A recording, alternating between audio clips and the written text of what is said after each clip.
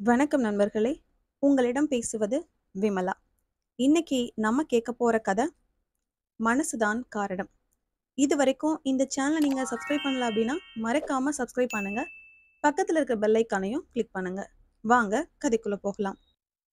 சம்பத் ஏதோ எழுதி கொண்டிருந்ததை கண்டு பொறுக்க முடியாமல், என்ன எழுதுறீங்க என்று கேட்டுக்கொண்டே நளினி அவன் அருகில் வந்தாள். ஹிஹி, கதை எழுதுறேன் என்று இழித்தான் சம்பத். குரங்கு வாழைப்பழத்தை பிடுங்கி ஓடுவது போல் அந்த காகிதத்தை அவனிடமிருந்து பிடுங்கி ஓடினாள். அருகிலுள்ள குப்பை தொட்டியில் சுக்குநூறாய் கிழித்தெறிந்தாள். மனைவி பின்னால் ஓடி வந்த சம்பத்துக்கு 1000 தேள் கொட்டியது போல் வலித்தது. கண்ணீர் மல்க நின்றான். நளினி எப்போதுமே அப்படிதான். அவளுக்கு வாசிப்பு என்றாலே ஒரு வெறுப்பு. மற்றவர் படித்தாலும் பிடிக்காது. எதற்கு வெட்டியாய் படிக்கிறீங்க என்பாள். அவனுக்கு சிறு வயதிலிருந்தே புத்தகம் என்றால் உயிர்.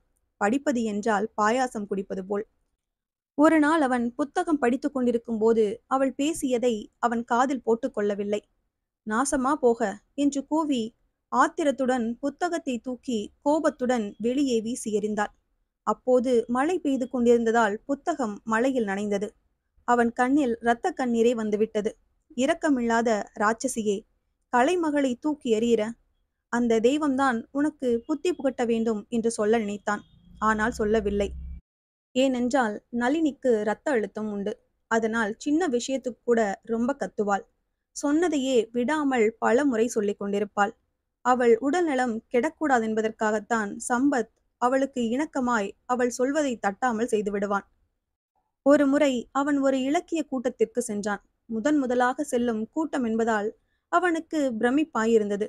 கூட்டம் முடிந்து வீட்டுக்கு போகும்போது இரவு 10 மணி ஆகிவிட்டிருந்தது. டைனிங் டேபிளின் மீது மனைவி வைத்திருந்த சோறும் மோரும் தான் அவனுக்கு உணவு. எதிர்ப்பு அதிகரிக்க அதிகரிக்க தடுப்பதை செய்துவிட வேண்டும் என்னும் எண்ணம் சிலருக்கு ஏற்படும். அதுபோல எப்படியும் ஒரு கதை எழுதி அவளிடம் நல்ல பெயர் வாங்க வேண்டும் என்று சம்பத் உறுதி கொண்டான். அப்போது ஒரு பிரபல வார பத்திரிகையில் சிறுகதை போட்டி அறிவிப்பு வந்திருந்தது. எப்போதும் கதையை பற்றியே சிந்தித்துக் கொண்டிருந்ததால், என்ன எப்ப பார்த்தாலும் கற்பனை உலகில் மேய்ஞ்சிட்டு இருக்கீங்க, அது ஒரு பொய்யான வாழ்க்கை என்று நையாண்டி செய்வாள். ஒண்ணுமில்ல என்பான் அவன். கற்பனை சக்கரத்தை சுழற்றிவிட்டு கதையை பற்றிய எப்போதும் சிந்தனையில் இருந்ததால் ஆமாம் என்பதற்கு இல்லை என்றும், இல்லை என்பதற்கு ஆமாம் என்றும் பொருள்படும்படி தலையை ஆட்டிவிட்டு அவளிடம் திட்டு வாங்குவான். 2 வாரத்தில் கஷ்டப்பட்டு ஒரு கதையை எழுதிவிட்டான். அந்த கதையை போட்டிக்கு அனுப்பி வைத்தான். பரிசு கிடைக்கும் என்று ஆவலுடன் இருந்தான். அவன் கதைக்கு பரிசு கிடைக்கவில்லை. ஒரு நாள் காலை தேநீர் சாப்பிட்ட பின், நளினி, இன்றைக்கு அலுவலகம் விட்டதும் நூலகத்திற்கு போய் புத்தகம் எடுத்து வருகிறேன் என்றான்.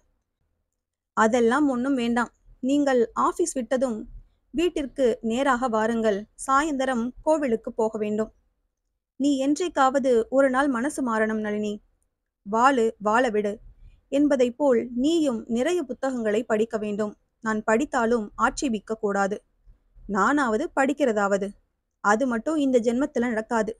நான் படிக்கவும் மாட்டேன், படிக்கவும் விட மாட்டேன். நீங்கள் நான் சொல்றபடிதான் கேட்கணும் என்று சிரித்தாள். அவளை மாற்றவே முடியாது என்று தோன்றியது சம்பத்துக்கு. அடுத்த ஜென்மத்தில் நீ பிறந்தால் புத்தக ரசனையோடு பிறக்க வேண்டும் என்று கடவுளை பிரார்த்திக்கிறேன். அதுதான் நான் ஆசைப்படுவது என்று சொல்லிவிட்டு பெருமூச்சு விட்டான். முகத்தை தோளில் ஒரு வெட்டு வெட்டியவள் சமையலறைக்குள் புகுந்தாள். அவளுக்கு அவனுடைய புத்தக பித்து பெருங்கவலை அளித்தது. அம்மாவிடம் அலைபேசியில் புலம்பினாள். எங்க வீட்டுக்காரர் எப்ப பார்த்தாலும் புத்தகம் கையுமா தான் இருக்கார். அவரை எப்படி மாத்துறதுனே தெரியல. எல்லாம் என் தலை எழுத்து.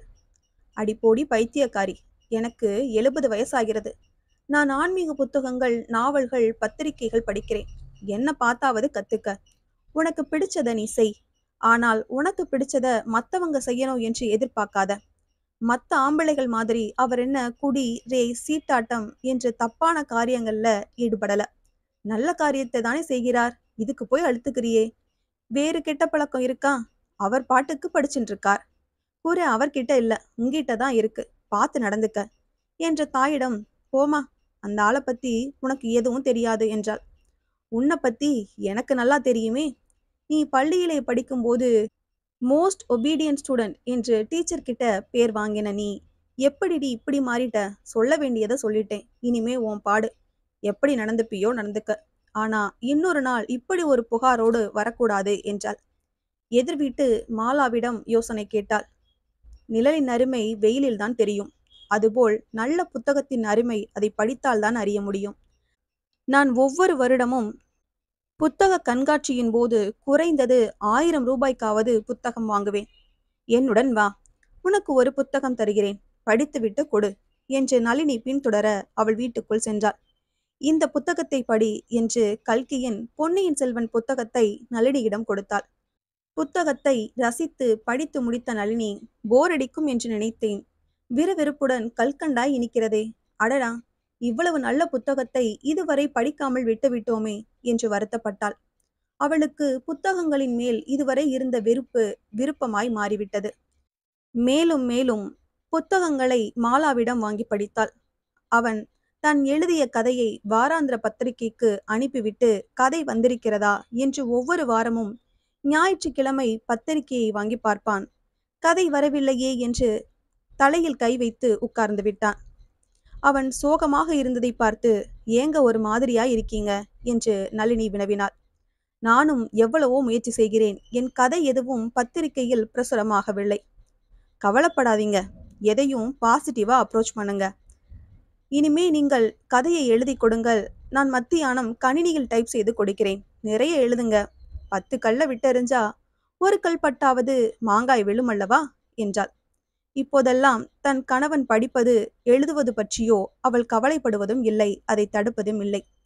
டிவி பார்ப்பதை குறைத்து கொண்டு தன் கணவன் படிக்கும்போது தானும் ஏதாவது ஒரு புத்தகத்தை படிப்பாள். குடும்ப பொறுப்பு முழுவதையும் அவள் ஏற்றுக்கொண்டாள். அவர்களுடைய வாழ்க்கை படகு ஆனந்த நதியில் அழகாக போய்கொண்டிருக்கிறது. குழந்தைக்கு வைக்கும் திருஷ்டி பொட்டு போல் அவ்வப்போது வாராந்திர பத்திரிகையை யார் முதலில் படிப்பது என்பதற்காக உண்டாகும் சர்ச்சையை மட்டும் அவர்களால் தவிர்க்க முடியவில்லை. எழுதி எழுதி அவனுக்கு எழுத்து வசப்பட்டு விட்டது. அவனுடைய கதைக்கு பரிசு கிடைத்து விட்டது. நீ கொடுத்த ஊக்கத்தினால்தான் என் கதைக்கு பரிசு கிடைத்தது என்றவன் சந்தோஷ மிகுதியில் மனைவியை இறுக்கி கட்டிப்பிடித்து கன்னத்தில் இதழை வைத்தான். ஆமாம், புத்தகம் என்றாலே விரோதியாக இருந்த நீ எப்படி மனசு மாறினாய் என்று கேட்டான். எல்லாவற்றுக்கும் காரணம் மனசு என்னும் மந்திரவாதிதான். விரும்பும் ஒன்றின் மீது ஈடுபாடு குறைவதற்கும் விரும்பாத ஒன்றின் மீது விருப்பம் வருவதற்கும் மனசுதான் காரணம் என்று அவள் சிரித்துக்கொண்டே கூறினாள். இந்த கதை உங்களுக்கு பிடிச்சிருந்தனா லைக் பண்ணுங்க, ஷேர் பண்ணுங்க, சேனலை மறக்காம சப்ஸ்கிரைப் பண்ணுங்க. அடுத்த கதையில சந்திக்கலாம்.